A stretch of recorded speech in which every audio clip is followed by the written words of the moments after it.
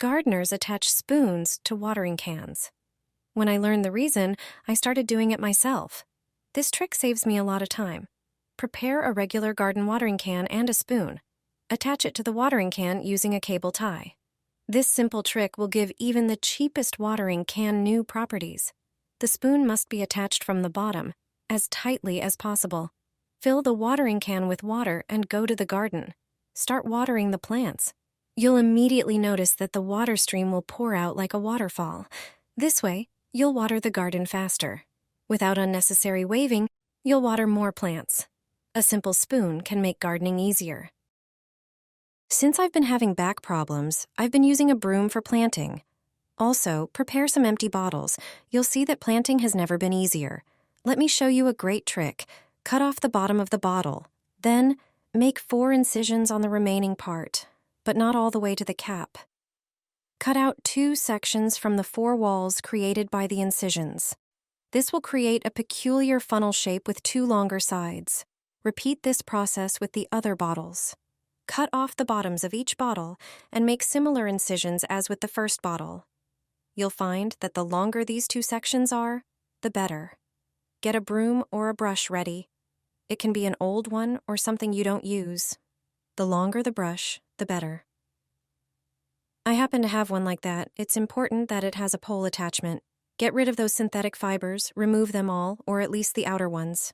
Place the first bottle edge onto the brush. Ensure that the longer sides wrap around the brush and the bottle's edge is beneath it. Attach the bottle to the brush using hot glue. If you're using a wooden broom or brush, a staple gun will suffice. Attach the subsequent bottles in the same manner. Since this brush isn't too long, 4 bottles were enough. And there you have it. Attach the pole and head to the field. Take the bulbs you're planting. Mark the holes with your bottle brush. The soil should be well loosened. You don't have to bend over to mark the planting spots. Place the bulbs in the holes and cover them with soil. And that's it. You can make such a marker yourself in a few minutes, and it will be just what you need. Brilliant, isn't it? And this method works well when you have limited space in the garden, but still want to grow beautiful carrots without thinning. Let me show you how to prepare these containers for planting. Peel off the seal of each container, but don't throw them away. Pour some water into the bottom. You can do this indoors under the tap. After a while, they'll soften. Then you can make a hole in each compartment of the container. Once they dry, they're ready to use. While the containers will soften in moist soil, this method is good to start with. The seals will serve as bases. Fill the containers with soil. Take carrot seeds. The best ones to use are pelleted seeds. They're larger and easier to handle. I happen to have regular ones. You can also use this method for parsley or radish seeds. Place 1 seed in each compartment. Press them into the soil. Sow carrots into all the containers this way. Take the prepared containers to the field. If you have raised beds, this method works perfectly. Just line up the containers next to each other. I have 10 of them, so I'll arrange them in 2 rows of 5. Cover with a layer of soil and firm it down. You can also lay out the containers in rows and plant onions between them. This will ensure exceptionally successful yields. On the stakes in the garden, tie bundles with soap. You will be surprised by their action. This soap has an unusual application in the garden. You will get to know it right away. Choose the soap with the sharpest and strongest scent. Cut the soap bar into smaller pieces. You can cut this soap with scissors, but if you have a harder soap, use a knife or a vegetable grater. Smaller pieces of soap are needed. Prepare a cloth and cut it. You will get several smaller pieces. Place pieces of soap on each piece of cloth. Divide roughly evenly. Take a string. Make such a pouch and tie it. Do the same with the remaining pieces of cloth with soap. The string must be a bit longer. You will have these bundles. Also, take stakes for the field. Hammer them at the plot boundary. Tie 1 soap pouch to each stake. The stakes can be at different distances. Why am I doing this? The soap will deter deer. When vegetables are growing in the garden or you have young trees, the strong scent of soap will deter them. During rain, some of the soap will dissolve and flow into the ground. At ground level, the scent will deter rabbits. That's why you should drive in stakes with soap at the plot boundary. It will be an invisible barrier to pests such as deer and rabbits. When the soap dissolves or is blown away, hang up new ones. And you're done. You have a chance that your harvest will remain intact. Jedna łyżeczka sprawi, że sadzonki pomidorów będą silne, zdrowe i dobrze ukorzenione. Będziesz zachwycony. Wiotkie i słabe siewki w końcu rozwiną silny system korzeniowy.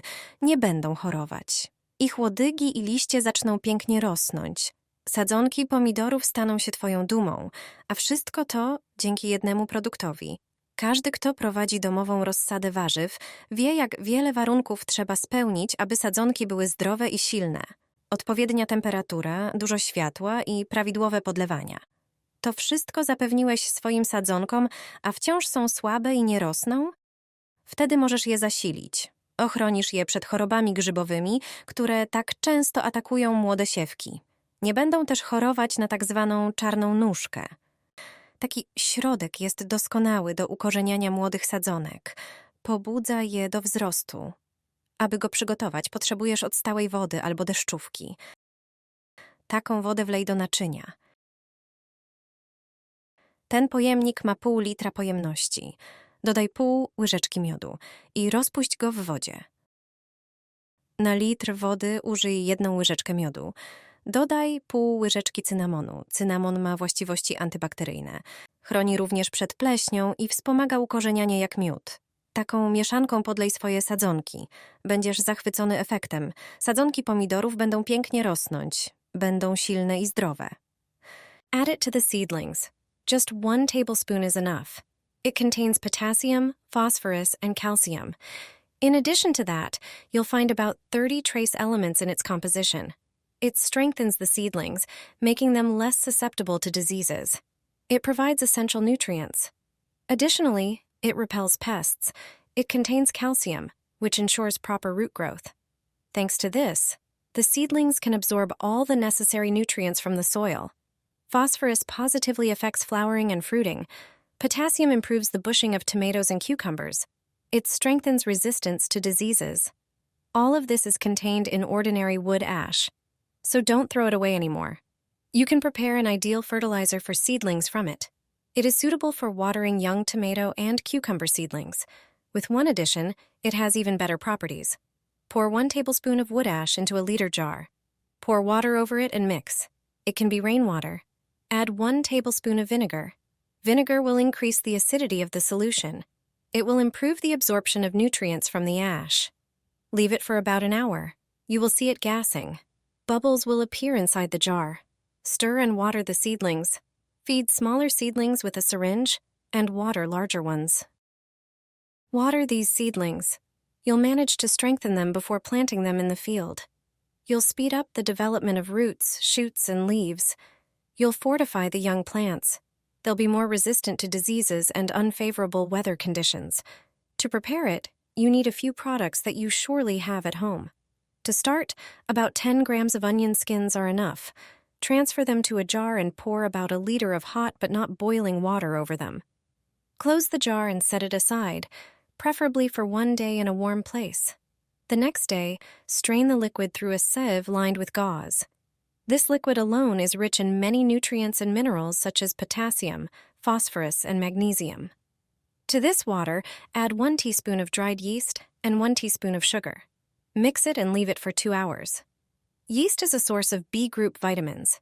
It also contains magnesium, phosphorus, and potassium. Before watering the seedlings, the fertilizer should be diluted in 4 liters of water. Water the seedlings with the diluted fertilizer. You'll strengthen tomato seedlings even before planting them in the field. You can use this fertilizer once every 10 to 14 days. Even frail seedlings will become strong and healthy.